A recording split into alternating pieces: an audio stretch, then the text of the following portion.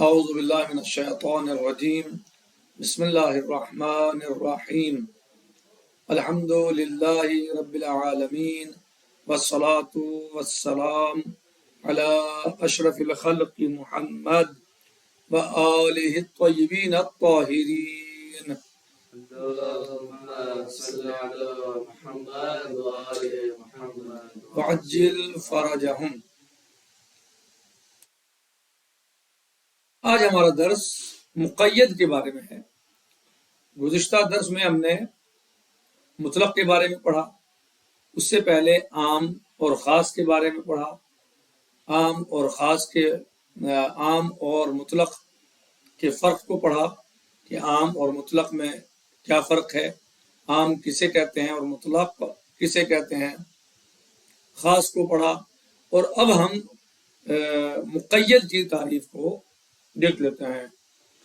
مقید کیا ہے؟ تعریف المقید۔ مقید وہ لفظ ہے کہ جو اپنے متعلق کے تمام افراد کو شامل نہ ہو۔ مقید کیا ہے؟ هو اللفظ الذي لا يدل، وہ ایسا لفظ جو دلالت نہ کرے علی الشمول، شمول پر۔ کس چیز کے شمول پر؟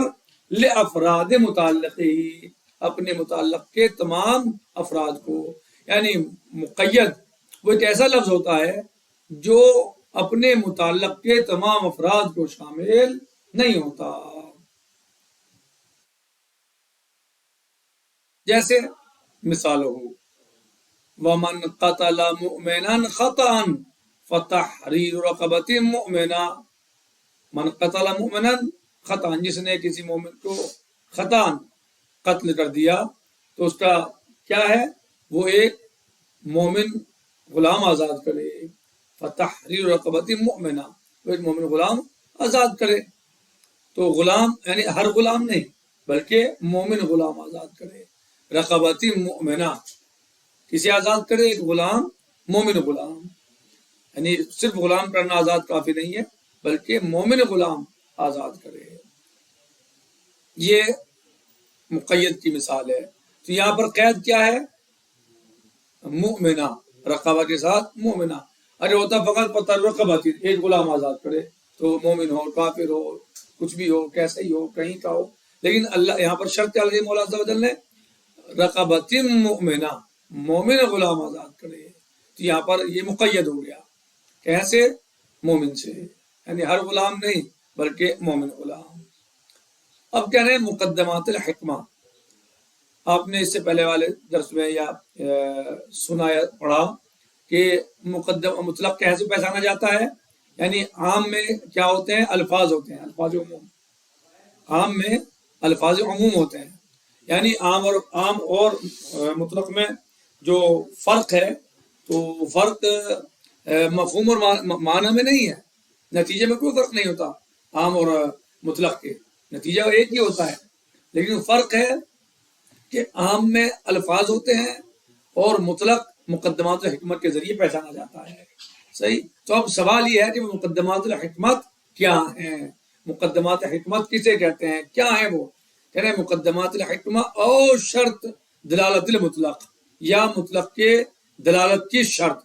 یعنی مقدمات حکمت کو بھی دوسرا نام دے سکتے ہیں آپ، شرط دلالت المطلق۔ مثلا کیا ہے وہ؟ کہہ رہے ہیں کہ یشترط فی دلالت اللفظ المطلق الاطلاق وظہوری فیہ، شرط ہے فی دلالت اللفظ المطلق، لفظ مطلق کی دلالت میں، علی الاطلاق، لفظ مطلق دلالت کرے کسی پر اطلاق پر، وظہورہ فیہ، اور اس کا ظاہر ہونا فیہ، پھر مثلا مطلق یا علی الاطلاق میں، یا اطلاق مثلا اس کا اطلاق میں یا مطلق میں ظاہر ہونا۔ کیا شرط ہے؟ ان یتوفر علی الشروط التالیہ والتی تعرف بمقدمات الحکمہ، شرط ہے کہ اس میں یہ شروط پائے جائیں جو نیچے بیان کیے جا رہے ہیں۔ یعنی کوئی بھی لفظ جب مطلق پر دلالت کرے گا تو اس میں یہ شرائط ہونے چاہیے، یہ شروط ہونے چاہیے جو ہم بیان کرنے جا رہے ہیں، جن کو مقدمات الحکمت کے نام سے جانا جاتا ہے۔ بات واضح ہوئی؟ یعنی مقدمات الحکمت جو ہے وہ کیا ہیں، یا مطلق کو آپ کیسے پہچانیں گے؟ کہ اس وقت پہچانیں گے جب اس میں یہ شروط پائے جائیں جن کو ہم بیان کر رہے ہیں۔ صحیح ہے.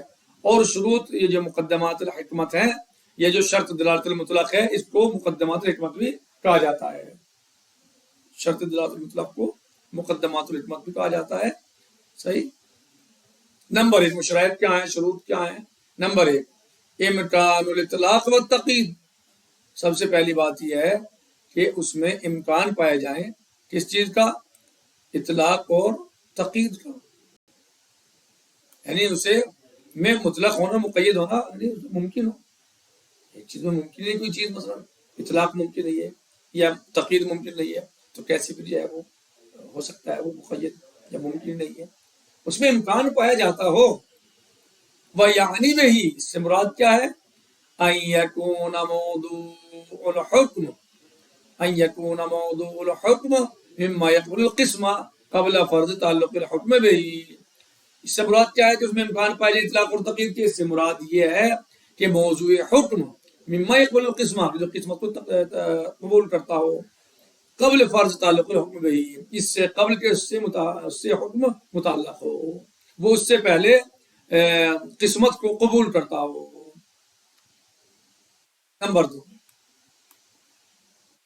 یعنی جو مطلق ہے، یعنی اس میں صلاحیت ہو تقسیم ہو سکے، جبھی تو قید ہو رہا ہو. یہ قید ہے، یعنی یہ داخل ہے اور یہ غیر داخل ہے. مثلا اس میں تقسیم کی قابلیت ہو، اس تقسیم کو وہ قبول کر سکتا ہو. جی مثلا جیسے اللہ عز و جل کے فرمان مبارک کہ وَمَنْ قَتَلَ مُؤْمِنًا خَطَأً فَتَحْرِيرُ رَقَبَةٍ مُؤْمِنَةٍ. وہ مومنہ غیر مومنہ کو قبول تو کرتا ہو، صحیح، تو یا قبول کر سکتا ہو تو مثلا جو ہے وہ اس میں یعنی پہلی شرط ہے یہ کہ وہ مثلا مطلق ہو سکتا ہے. یعنی اس سے قبل کہ اس پہ حکم لگایا جائے وہ قسمت کو قبول کرتا ہو. قسمت یعنی تقسیم، مما قسمت قبل فرض تعلق الحکم به، اس سے قبل کہ اس سے حکم متعلق ہو وہ قسمت کو قبول کرتا ہو. نمبر 2 عدم وجود قرینۃ علی ارادۃ التقید لا متصلہ ولا منفصلہ. دوسرے یہ کہ ایسا کوئی قرینہ نہ پایا جائے جس میں تقید کا ارادہ ہو، نہ متصل طور پر اور نہ ہی منفصل طور پر. جبھی تو مطلق ہوگا کلام، ہاں جبھی تو مطلق ہوگا. کہہ رہے کہ کوئی ایسا قرینہ نہ پایا جائے جو جس میں تقید کا ارادہ کیا گیا ہو، نہ قید متصل ہو نہ ہی قید منفصل ہو. کیا جی چل رہی ہے یہ شرطیں معلوم ہے، یاد سمجھ میں آ رہا ہے؟ کیا جی شرطیں ہیں یہ؟ ہاں مطلق کی شرطیں ہیں یہ. یعنی قرینۃ الحکمت وغیرہ مقدمات الحکمت کسے کہتے ہیں، کب ہوتی ہیں وہ شرطیں، یعنی مطلق کب ہوتا ہے.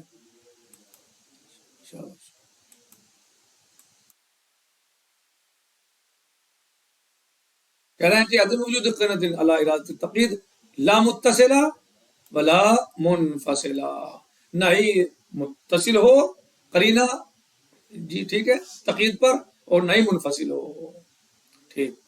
نمبر 3 ان یکون الشارع المقدس، ان یکون الشارع المقدس حینما تکلم بالمطلق فی مقام بیان الحکم للعمل به فعلا. تیسری شرط یہ ہے کہ شارع مقدس کون ہے؟ اللہ عز و جل. شارع مقدس حینما تکلم بالمطلق، جب وہ کلام کر رہا ہے مطلق کے بارے میں، جب وہ مطلق کلام کر رہا ہے، جب اس کا کلام مطلق ہو تو وہ کیا ہو؟ فی مقام بیان الحکم للعمل به فعلا، تو وہ اس وقت مقام بیان میں ہو. کہاں ہو؟ مقام بیان میں ہو کہ وہ عمل کے حکم کو بیان کر رہا ہو، یعنی وہ عمل کے لیے حکم دے رہا ہو اس وقت پہ. یعنی کہ ویسی پسند کوئی بیان ہے نہیں، بلکہ مقام بیان میں ہو. مقام بیان کا مطلب یعنی وہ حکم کر رہا ہو عمل کے لیے. صحیح. کہنے تیسری شرط یہ ہے کہ شارع مقدس حینما تکلم بالمطلق، جب وہ مطلق کے بارے میں کلام کر رہا ہو، اس کا کلام جب مطلق ہو تو وہ مقام بیان میں ہو، آپ کو بتانا چاہتا ہو، سمجھانا چاہتا ہو، حکم دینا چاہتا ہو، صحیح، کسی فعل کے بارے میں. لعمل به فعلا، عمل کے بارے میں فعلا اس وقت چاہتا ہو، صحیح، جب بھی چاہتا ہو.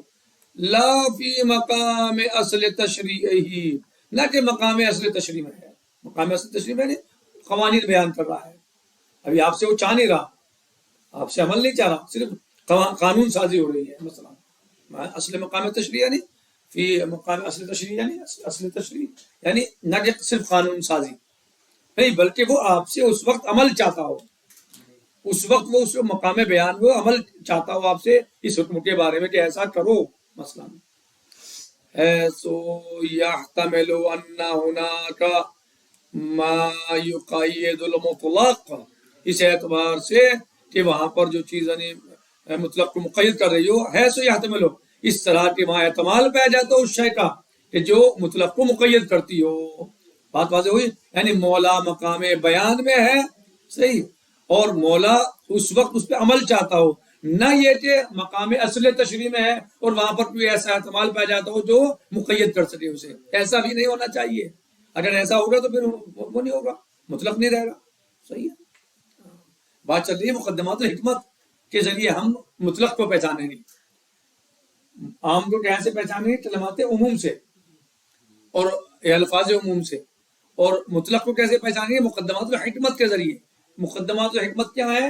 یہ ہے جو بیان کیے جا رہے ہیں کہ مولا مقام بیان میں ہو، اور مقام بیان سے مراد کیا ہے؟ یعنی مولا فعلاً حکم چاہتا ہے، حکم پر عمل چاہتا ہو، نہ کہ مولا یہ اصل تشریح کو بیان کر رہا ہو. اصل تشریح یعنی قانون سازی ہو رہی ہو. صرف کہہ رہے ہیں کہ مولا مقام بیان میں ہو، مقام تشریح میں نہ ہو. اس اعتبار سے اس میں احتمال پایا جاتا ہو قید کا. اگر قید کا احتمال پایا جائے تو پھر مطلق کہاں رہے گا؟ پھر مطلق نہیں رہے گا.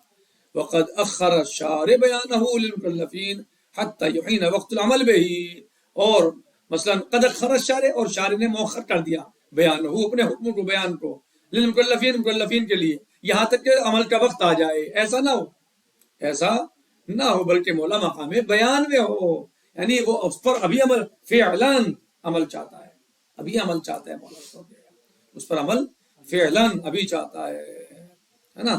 ان یکون المولا فی مقام بیان الحکم للعمل بہ فعلاً، مولا اس پر ابھی عمل چاہتا ہے، فعلاً عمل چاہتا ہے. تو یہ آپ نے کتنی شرطیں پڑھی؟ 3 شرطیں پڑھی. یعنی مقدمات الحکمت یا شرط دلالت المطلق کسے کہتے ہیں؟ مطلق کی دلالت کب ہوگی؟ کیا شرائط ہیں اس کے جن کو ہم مقدمات الحکمت بھی کہتے ہیں؟ کہہ رہے ہیں نمبر 1 اس کی شرطیں ہیں. نمبر 1 امکان الاطلاق والتقیید، اس میں کلام میں امکان ہو اطلاق اور تقیید کا. صحیح، یعنی اس طرح کہ وہ جو موضوع حکم ہے وہ قسمت کو قبول کر سکتا ہو اس سے حکم کے متعلق ہونے سے پہلے. دوسرے کیا ہے؟ کوئی قرینہ نہ پایا جاتا ہو جو تقید پر جس سے ارادہ کیا گیا ہو. کوئی ایسا قرینہ موجود نہ ہو جس سے تقید کا ارادہ ہو، نہ متصلہ ہو قرینہ اور نہ ہی قرینہ منفصلہ ہو. نمبر 3 اس لیے قرینہ ہوگا ارادہ تقید پر تو پھر مطلق کہاں رہے گا؟ چاہے قرینہ متصلہ ہو یا منفصلہ ہو، پھر وہ مطلق ہی نہیں رہے گا.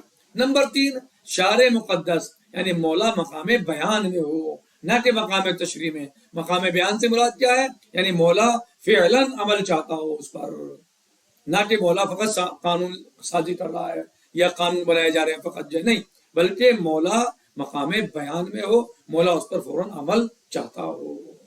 یہ مقدمات الحکمت ہے یا شرط دلالت المطلق ہے. یعنی مطلق کو کیسے پہچانیں گے آپ؟ مقدمات الحکمت کے ذریعے.